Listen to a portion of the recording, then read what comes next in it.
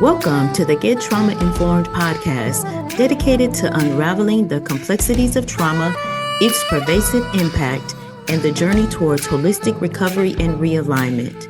If your radiance has ever felt muted, like I and thousands of others, you're in the right place to reignite your inner light. I'm your host, Wellness Coach Liz Blanding, and this is the Get Trauma-Informed podcast.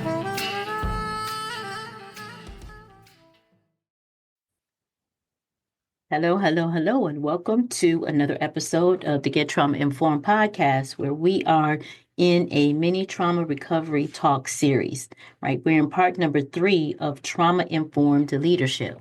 So today we're talking about mindset, trauma, abuse, recovery, and the self-determination theory. We're going to discuss a little bit about why fixed mindsets and trauma narratives can stall progress, understanding autonomy, competence, and connection, and empowering team members without enabling the trauma loop. And we talked about the trauma loop a little bit in our first parts. And so now we're going to dive in a little bit more, a little bit deeper. Now, trauma doesn't just affect the body, it shapes our mindset. Let's sit with that just a little bit. Okay. Many people have experienced trauma and abuse or addiction, adopt beliefs like I'm not good enough, I'm always or always will be broken, or success isn't for people like me. These internal narratives often form a survival mechanism, but becomes a barrier to growth, leadership, and recovery, right? This is where mindset work becomes critical. Trauma-informed leaders begin by helping individuals identify limiting beliefs and replace them with powerful truths. I tell you, I just have to stop for a second here. I have an amazing coach that tapped into this part of my trauma recovery journey and my trauma recovery story. I could not see past thinking that I think positive. I know I can do it. I encourage and I strengthen others. I, inspire others. But he had me to narrow down and really unfold the layer of my limiting beliefs. And I didn't understand that it was related to my trauma. So when we can identify these limiting beliefs and replace them with empowering truths, then that makes all of the difference in the world. Leaders must also reflect on their own mindsets. Do I lead from fear or from vision? Do I believe I can change, or am I stuck in a cycle of burnout and blame? That is huge in trauma recovery. Let's talk a little bit about the self-determination theory, which is also ST or SDT. This supports this by identifying 3 basic psychological needs: autonomy, the ability to make your own choices. And I'm getting that with my identical twin grandbabies that are turning 3. Well, they'll be turning 3 in just a couple months here. And everything is no. If you say yes, everything is no. I can do it. That is what autonomy means, the ability to make your own choices.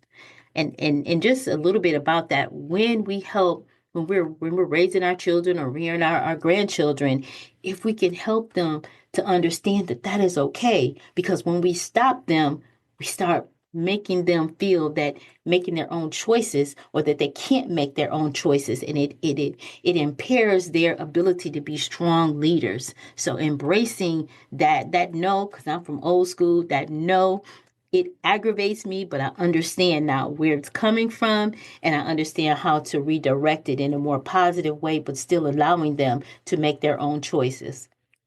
Competence, the belief that you can be effective.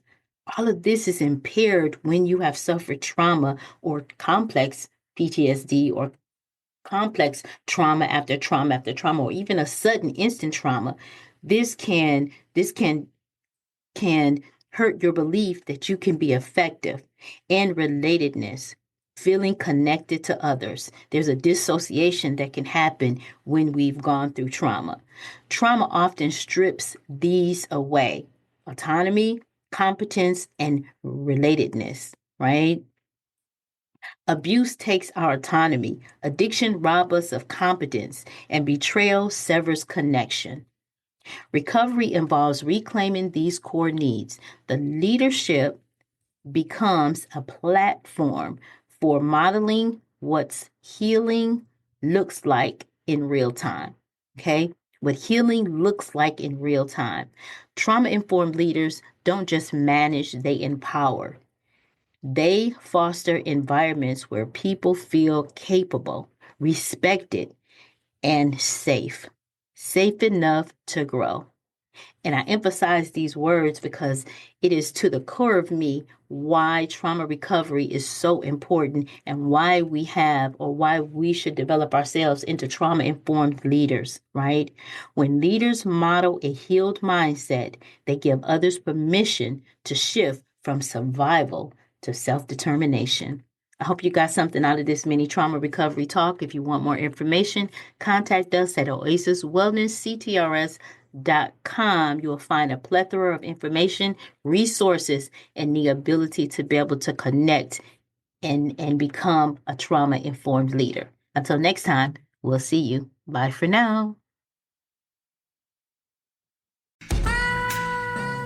It's time to buckle up. No more suffering in silence. Our Power Pack journey to recovery and realignment starts now. Remember, you are collateral damage on someone else's warpath. Trauma is not your fault. Recovery, however, is your responsibility. I'm your host, Wellness Coach Liz Blanding, and this is the Get Trauma Informed podcast.